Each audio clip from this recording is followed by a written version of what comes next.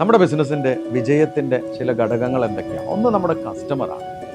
ഉറപ്പായും കസ്റ്റമേഴ്സ് ഇല്ലെങ്കിൽ നമ്മളില്ല. നമ്മുടെ 2 ജീവനക്കാരുണ്ട്. അതോടൊപ്പം തന്നെ നമുക്ക് ബാങ്ക് എന്ന ഫണ്ട് എടുത്തിട്ടുണ്ടെങ്കിൽ അതും നമ്മുടെ ഒരു പാർട്ട്ണറാണ് ബിസിനസ്സിൽ, ഒരു ഇമ്പോർട്ടൻറ്റ് ഘടകമാണ്.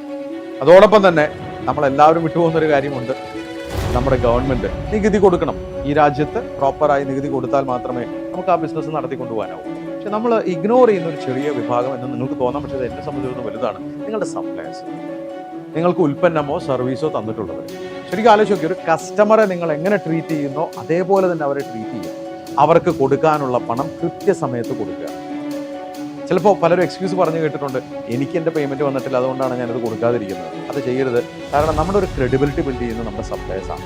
നമുക്ക് സർവീസോ ഉൽപ്പന്നമോ തന്നിട്ടുള്ളവരെ അത് പ്രോംപ്റ്റ് ആയിട്ട് കൊടുത്തുകൊണ്ട് അവിടെയും നമുക്കൊരു ക്രെഡിബിലിറ്റി ബിൽഡ് ചെയ്യുക എന്നുള്ളതാണ്. അത് ചെയ്യാത്തവർ ബിസിനസ്സിൽ വളരില്ല. കാരണം അത് സ്റ്റക്കായി പോവാതെ അവരുടെ ക്രെഡിബിലിറ്റി പോകും.